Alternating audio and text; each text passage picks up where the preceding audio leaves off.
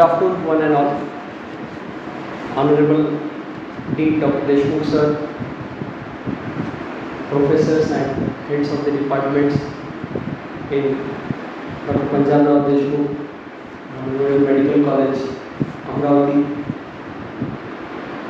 and all other senior faculties of different departments present here. Dr. Mohan sir, and my dear young brothers and sisters from undergraduate batch of this college. First of all, I would like to thank all the concerned authorities of this institute for allowing us this platform to have an interaction session here with all of you at a very short notice and with all due respect here. Without wasting much of my time, very humbly, I would like to start this discussion and interaction. So, are you ready? Are you ready? I was not that expected with all senior faculties here, and before commencing this session itself, I would apologize in advance if anything goes wrong from my side during this session, considering this to be a student-student session and interaction session. So, topic for today's discussion is MBBS and beyond MBBS. Out of the 25 lakh students who appear for the NEET UG exam, some 1.5 lakh students get admitted in different government, semi-government and private colleges across the country. We enter this medical college as a dream of our parents. Last 7 years in my own medical college, Dr. PDMMC Solapur, I've been having this session of interaction with a new batch which comes up, with an inquisition to know with what view have they entered in this noble profession which is slowly losing its novelty, with due respect. And the common answers that I have been receiving so far have been like, it is my parents' dream, my grandparents' dream, my own dream, or some few answer that we want to earn a lot of money, or it's a profession which balances the name, fame and the money aspect. And these are the few common answers that we receive. Very rarely we have some answers like someone wants to really work in the social fraternity of the society by the means of medical sciences. And when I follow those students, because I completed my UG in the institute and I joined as PG. So last 8 years in the same institute, those students are always in communication with us. And following them, we realize that with due course of time, they forget the accountability of their answer. And they get inverted to other fields, other priorities. So this question of why have we entered into MBBS and what beyond MBBS is a question of importance, a question of grave concern, because we are dedicating the most precious youthful years of our life. To the contrary, when we see our friends from different walks, as of business, engineering, the banking sector, they start earning like anything with good packages, going abroad, enjoying life with the work-life balance. And when it comes to us, we spend 5.5 years here, then 1 year of bond. And in today's era of competition, we cannot stop just being a medical practitioner, a general medical practitioner. And so, the day we enter as an undergraduate student in a medical college, we are put in or sowed with the seeds of post-graduation. And I can just cross-check this fact by asking you how many of you refer to different online platforms like Marrow and PrepLive and Dance, etc. Can you please raise your hands? Or have you heard about it? And you are in the process of getting it. Please raise your hands. It's an interaction between you and me.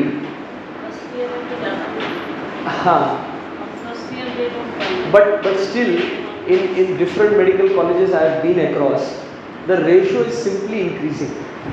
And the thing is, they are using those postgraduate exam notes for writing the university exams here. And there where the problem of great seriousness starts, because we are not focusing on concept clarity. And when we are not thorough with what we are here into MBBS, how and why would we think about going and talking about things beyond MBBS?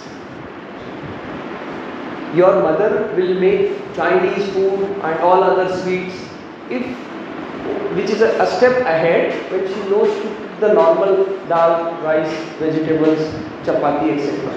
If every day she starts serving you with Chinese, would it be good for you? It would not. Certainly the same question is with us, the same concern is with us. When we are here into MBBS, with a lot of efforts, there are people who repeat for a year, for 2, for 3. I had a batchmate where our age gap was 6 years. My birth year is 99 and his birth year is 93. So I just wondered what made people come to this branch, and so we used to have these sessions, why you are here. And among these common answers, we came to a conclusion that there is a lack of vision, there is a lack of why. Yesterday I was in Varora in Anandwan, and I came across a statement of Padma Shri late Dr. Baba Amte. And I had come across this statement before as well, but it made me think why this whole organization stood in social service the way it is standing today. And that was, when the why is clear, the how becomes easy. When the why is clear, the how becomes easy. So in this regard, when we are here into MBBS, spending our precious years of youthfulness, it is of outer importance that we think about why are we here, main yahan kyun hu.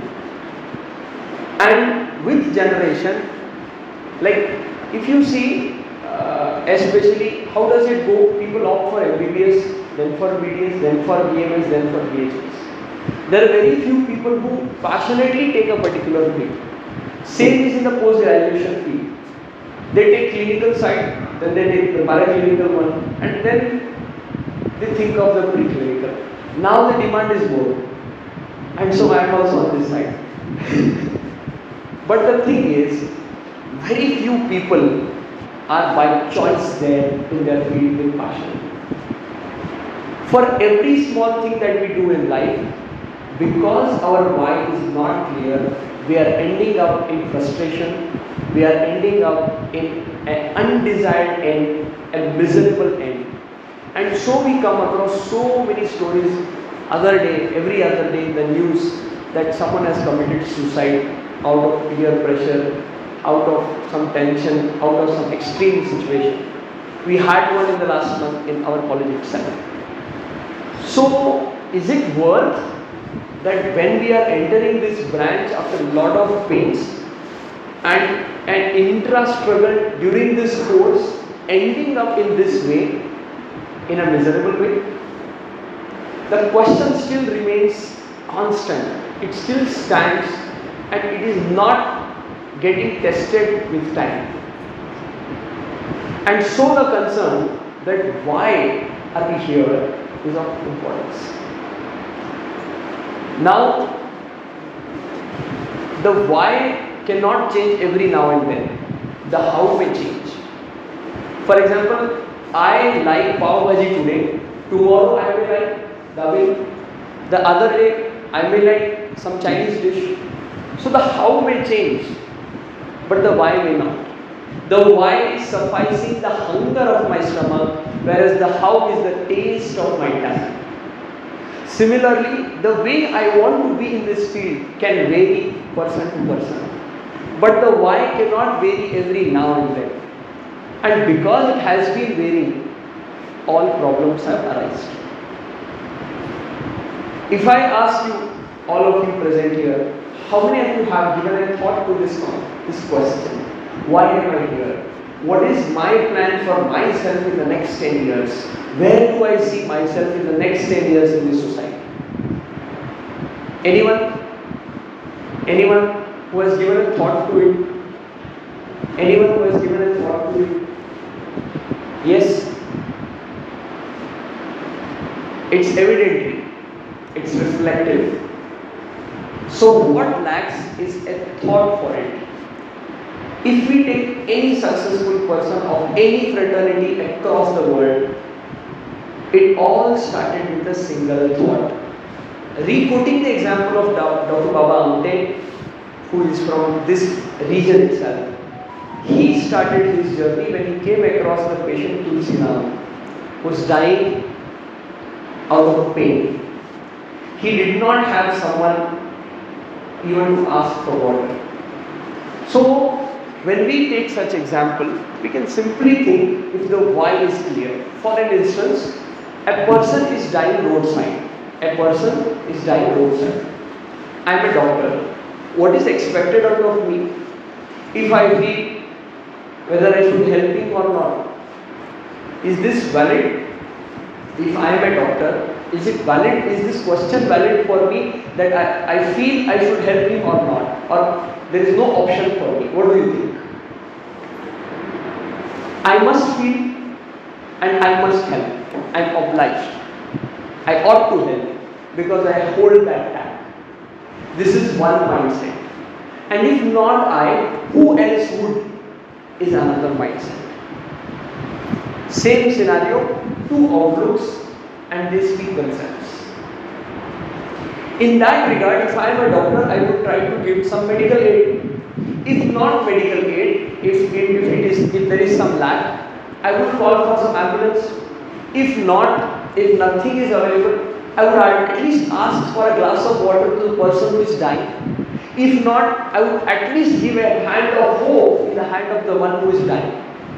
This would sequentially happen, ye nahi to ye, ye nahi to ye, ye nahi to ye, if I have my why clear, thinking about I want to help that person die. If I can make something better. If I want to do social service, I feel I can crack a UPSC exam and probably because I would have power and responsibility both, it would be a better way. But if I do not crack, what next? Oh, not UPSC, okay, MPSC. If not like that, what else? What else? When my why is clear for social service, what I am doing does not matter. Similarly, when our why of entering this field is very clear, how we do things really does not matter. And when this is clear with us in the field of MBBS, we can create wonders in serving humanity beyond MBBS. Now, how do we look towards MBBS? Today's trend for looking towards MBBS is एकदा आत गेला म्हणजे पास होऊनच बाहेर निघेल. One set. Second set, ये हो गया तो अगला PG करना है. Then next set, 10 years down the line, when you complete your PG, it would not have that value what it has today. So a super specialty, it is a must. And by that time, there will be tens of cardiologists, tens of gastroenterologists, tens of neurologists, and the competition keeps on rising. Now, whether I am a neurologist or a general practitioner, if I want to serve humanity in terms of medical sciences, I will do it anyways. If I am not focusing on money minting, in that regard, unpassionately, it would serve just being a medical practitioner. How it has been working for so many great people, like the Amte couple, like the Bang couple, like the Kolhe couple, so many from this field. So when the why is clear, things automatically turn in our side. Today's time, we have created scenarios where things are turning against us. We are not happy with the way we are doing things. We ekkach margane fail zalo. Is it really like that?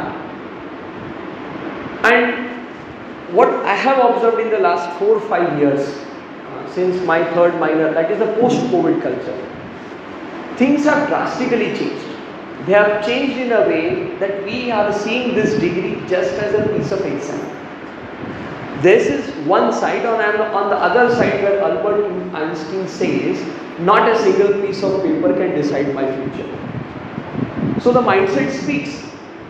Now in this regard, when we are seeing MBBS just as a course of exam, a few years that will pass by, right, then we will have results of the same kind. But when we have a vision, a why clear, and then we will have results of the other kind.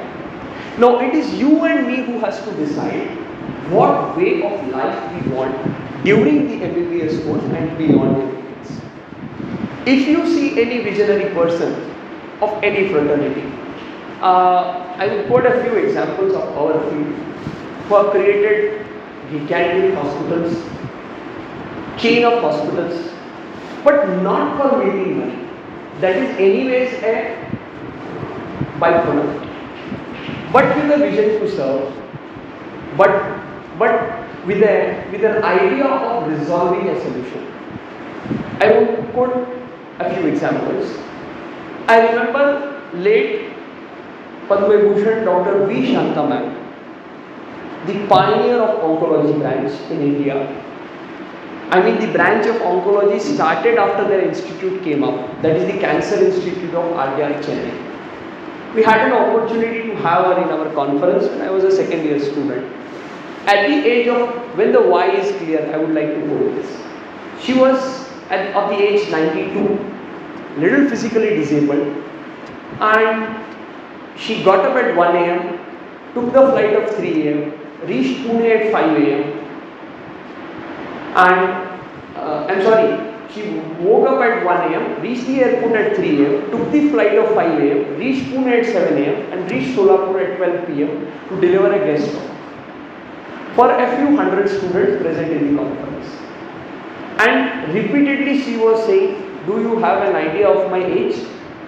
And we repeatedly replied, your age does not matter, you have enough willpower and you are very much young by your heart. And these words of request turned up into a reality, and she turned up here in Solapur. And after the whole program was over, in the evening we had a one-to-one word with her, and the statement she made changed my view to look towards our subject. She said, patient comes to us with a bunch of reports. Patient comes to us with a bunch of reports. Now how do we treat him when he himself has decided everything? But it is not the patient who is going, there is someone to prescribe. There is some environment of the market which is provoking him to go for all this. Now we cannot fight against this nexus as a single entity. But undoubtedly we ourselves can decide our way of treating patients. And there she quoted, the treatment has to be patient-centric and not doctor-centric. It reflects her vision why she pioneered the branch of oncology in a charitable hospital in Chennai since 60 years. One statement reflects it all. It's that powerful, the why is that powerful that drove their institute for 60 odd years. It was not easy, but that why drove them for 60 years. Another example I would like to quote, Padma Bhushan Dr. Devi Prasad Shetty. Some may look to it as a different model, but what I want to portray out of it, he quotes a statement, he says, a solution to the patient is not a solution until it is affordable. Until it is affordable. So the rule of business says quantity badao, price kam ho jayega. And he executed it in his hospital by the means of establishing health cities, where you have a 2,000, 3,000 bedded hospital, and the OTs etc. are arranged in a way that decreases the cost. They started some यशस्विनी योजना, awaring the people कि आप बीड़ी फूकने में 40 रुपए डालते हो तो आप हर महीने 40 रुपए दो for a health insurance and take any surgery of cardiovascular concerns for free in our hospital. Moral of the story is when you have an idea of serving the people in a better way, you get into different solutions. And that ideology is driving their industry or driving their chain of hospitals since 3-4 decades and more. All these people, we see n number of examples, all these people you come across, they have been having a vision of things 20-30 years ahead. When we are ahead of the time, thinking about things, only then we will be able to do it the way we want. So it is we who have to work for the type of society we want to live in. It is we who has to work for the way you want to practice in your field. Now, there is a fact, what I read today with my limited understanding is there is a fact of going to the clinical branch, and when I ask my colleagues or junior friends or senior friends, they have no answer to it why they are into it. One of my colleagues, I could not name, he was very much passionate and he in the PG seat he had a very good rank and he took admission for the 6-year neurosurgery course in the hands. It's 5 years or 6 years? I think 6 years. 1 month he worked there, did not get that gist, left it and he took MD radiology in KEM and he switched over. So certainly when I called him, congratulating him, I said, क्या हुआ? काय झालं? इथे का? तुला मी खरं सांगू का? I wanted to earn name and I wanted to earn money. And there should be decent job satisfaction. Neurosurgery side is a little less and you need a lot of patience, he said. तेवढं मला नाही बघ. And so he switched over. The thing is, he took a decision, maybe a little late but a wise one, but he took it is a full purpose. Because he clarified his why, I want to have name, fame, game and I want to earn decent amount of money and there should be some job satisfaction. My dear friends, the simple conclusion is decide your why now. For the next 10 years, where do you see yourself standing in the society? Where do you see yourself standing in your fraternity? How should be our vision? The other talk we were having in Dr. Rajendra Gode College, and I would not mind repeating that example. How should be our mindset? We are not able to sustain little failures in our life, and that is the cause of all problems. Because we are going into pessimism, because we are going into negativity, because we are looking the things other way around and turning all the arrows to against us, that is causing all the frustration and the unexpected outcomes. I would like to quote the example of a great scientist, Thomas Alva Edison. When he had a factory and there he used to do thousands of experiments to invent the light. One certain day in the morning he got a call, and when he picked up, he was told the whole factory is burnt. The factory is burnt. There is a fire break and the factory is burnt. Do you know the story? And then what should be his response? He asked his wife, चल आपण रातचे ढेर बघून येऊ. Let's see the heaps of ashes you might have never seen in your life. And someone like us, a common man who is not inclined to the way of life, मेरा तो सब लुट गया. Started banging your head and whatnot. And then when they go there, was the heaps of ashes. His wife collapsed. Very natural. He wakes up his wife, sprinkles some water and says, God burned all my mistakes. God burned all my mistakes. Do we look at like this when we fail in a particular subject? I must not again take an example. A very close friend of mine from one of the medical colleges in Mumbai. आप कुछ बोलो ना, sir से बात करो ना, 1 mark से रह गए. अरे 1 मार्क से रहता है क्या कोई? सब फैकल्टी को भी पता है. रहता है कि रखा जाता है. If we are in the range between 51 to 60, it means we have been passed out of mercy. If we are above 60, it means हमने हमारी मेहनत पे सम्मानजनक कुछ मार्क लिए हैं. And the rest is we know. And if we are having 49 or the 40-60 ratio, if we are having 39, it means what? हम उसमें ergonomics में लायक नहीं है पास. Do we accept it in a way कि I will get another 2 months to make my subject better, to have a better understanding? मेरे 2 महीने खराब हो जाएंगे, मेरा 1 साल खराब हो जाएगा. If we look it in that way, we will be depressed. We have one student in our place. He became ineligible in the supplementary exam also because he had some family issues. He lost his mother and he was very much in the emotional stress. And we motivated him. तुला अजून 1 वर्ष भेटते. It's a basic subject आहे first year चे. And he is doing it well. It is all about how you think. It is all about how you think. So Thomas Alva Edison said his wife, God burned all my mistakes.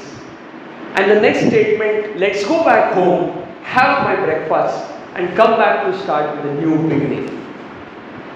If you see the example of Japan, the country is turned into ashes after the nuclear bomb attack. These are historic examples, not just to read in history, but to implement in our life. And I am not standing before you तुम्हारा ज्ञान बांटण्यासाठी. With due respect and great humbleness, I have tried to implement these in my life as well. We have had very odd situations in life where no one stood next to us. But because I am not here for my autobiography, very shortly I will concisely say that this mentality works. How? There are 3 things. 1, how we are going to overcome pessimism. Second, how are we going to rebuild optimism. And third, how are we just going to do things and forget. And this is what Srimad Bhagavad Gita states. Nothing else. Don't think about the failure or success and just keep on working is a very common statement that we all make. But how is it practically applicable in our life? Is these examples teach us. If we take, because there is a photograph of Chhatrapati Shivaji Maharaj that clicked my mind. If we know the family of Jijamata from the Sindkhed Raja, one of the student is from there, Sindkhed Raja. So the Nizam in a very, in a very unauthentic, in a very illegal kind of way, धोखा दे करके, he killed her father and 3 brothers. They went without their arms and ammunitions, and he just did not see them. इशारा किया, and they were cut off. The whole म्हणजे ती परंपरा पुढे चालणारच नाही असं करून ठेवलं होतं. And what should have been the condition of the young Jijamata? Would it be greater, or we failing in a subject is something great? It's a mere exam of life. You broke up into a relationship, out of a relationship. It's a mere, very mere. We are alive is the biggest thing in our life. If we can reflect it in our self-belief, then we can change the world. And we can see many such examples who have started their journey right from the scratch. These are the examples that we need to learn. All examples that we quoted so far, and there are so many others. These all have started their picture right from the scratch. They did not get a silver spoon feeding. And this is how is expected out of us. We never read the user's manual of the most sophisticated system on this planet, that is the human form. And because we did not read it, we are not able to operate it. And when we are not able to deal with this, how do we think ourselves tackling with our fraternity and thinking of what will I do in MBBS and beyond MBBS? The most precious instrument that I have today with me, if I am not able to think about it, how would I think things out of it? And so these examples that we see are definitely, we are nothing in front of them. We are having good to eat, good to sleep.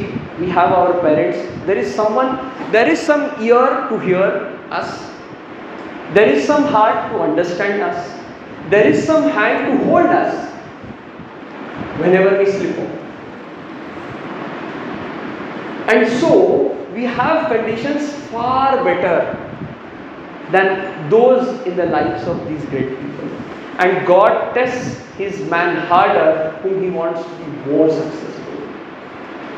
And in this context, I would like to emphasize that how we see ourselves in the next 10 years, in the next 20 years, we have to start thinking right now.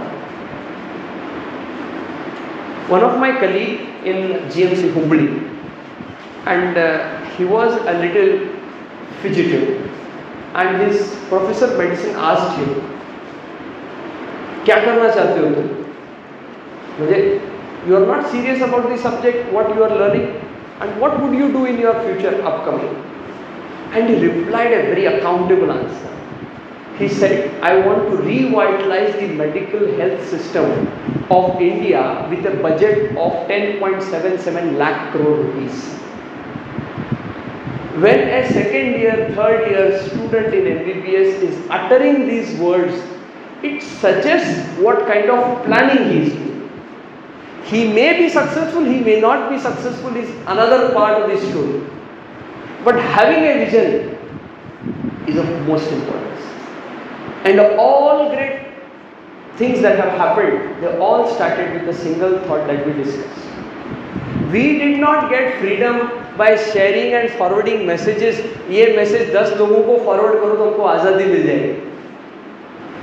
We have got it by shedding our blood on ground, by working in person, and not via virtually. So this understanding about how we should envision will enrich our thoughts and thereby provoking them getting into reality. I would like to quote a statement of Bharat late Dr. APJ Abdul Kalam, where he said, when you imagine the outcome, all the forces of the universe will thereby work for that imagination and discovery to come into reality. And the same happened when we planned a world record fest 2 years back on the occasion of the Hirak Mahotsav Diamond Jubilee celebration of our institute. 6 months back, when we proposed the idea in our institute, कि अपने institute का 60 years पूरा है, with due respect and a little sadness, I would like to mention, none of the administrative part in our institute knew the date of commencement of that college. Later on, because we wanted to do it, we could find out. It was a financially big affair, and then everyone thought, "Bacche will be women." And when the communication started at the PMO office, everyone became serious. And then things turned out to be what they have been, and a history for David. So with small experiences of this kind, and with the great experiences as we see in our history, I would again like to emphasize that it all begins with a single thought. There's a very famous saying which says, if you don't believe in your dreams, no one else will. If you don't believe in your dreams, no one else will. And if you don't work on your dreams, someone else will. Someone else will definitely take up your part of the pie. So you have to decide how you want to sustain, how you want to envision, and how you want to look towards yourself in the next 10 years. Whether you want to have a miserable end, a fussy end, or education किया, job किया, शादी किया, परिवार किया, retire हुआ, post retirement किया. Whether you want this kind of conventional approach, again, this is also not bad. The way we do it decides it all. Today what we are doing as a society is this cycle repeatedly. We are completing this cycle generation after generation. What needs an adjunct to this process is a vision, a clarity of why. And I feel that we will get results if we have a very clear why. In this context, beyond MBBS is your horizon. Whether you want to revitalize, rejuvenate the healthcare system of this country as a medical professional, or you want to reach out the remotest parts of this country in the most rural area, or whether you want to just complete it as a conventional part of your life, you have to decide.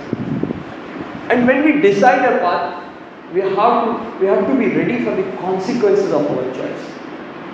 Things are turning against us because choice करने को तो हम किसी को नहीं सुनते, but when the consequences turn against us, हाथ खड़े हो जाते, मैंने नहीं किया. How many of us say, so many people dying, there's so much poverty, there's so much problem, I am responsible? No one. Until and unless we have this accountability, we cannot succeed. Power of doing things comes with responsibility. Power of doing things comes with accountability. Until and unless we stand for it, we cannot do it. So as a young budding nation, as the most youthful country of this planet, with more than 65% of our population with less than 35 years of age as per the statistics, we have to decide where we want to make our country stand by the means of our acts of nation building.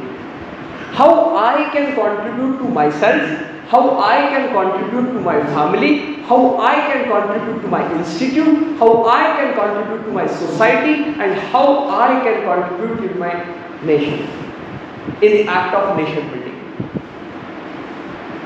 And so it is all with a single thought which comes up with a vision that you decide what kind of life you want during your MBBS and beyond MBBS.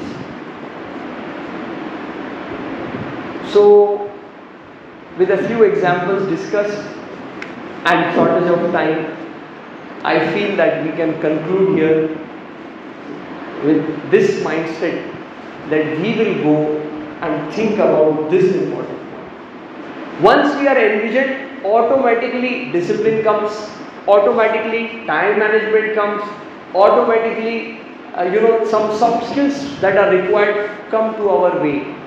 Necessity is the mother of invention, and automatically our personality starts molding. But what is required is that single thought. If you see our Honorable Prime Minister, I was just watching his short film, and what turned his view towards life, the political scene is just another story. But he captured one line of Swami Vivekananda ji, where he said, वही जीते हैं जो दूसरों के लिए जीते हैं, वही जीते हैं जो दूसरों के लिए जीते हैं. I saw a dog in my hostel, and it was late night, and we had a chapati left, and I just went and put it to the dog, and I just was watching from a little distance. To my surprise, how is nature? To my surprise, that female dog took that chapati, went to her puppies and gave it to her puppies. If this can be the attitude of an animal who doesn't carry samvedana shilata, we are expected to be a little more responsible and accountable in our actions. And with this discussion, I feel there would be a little rise of accountability, a little feel of envisioning things and creating the unimagined, the impossible. With due respect to all the senior faculties present here, including Honorable Dean Sir, heads of the departments, I thank you all for the patient listening, and I conclude my talk. Thank you for allowing me to share this platform with you. Thank you one and all.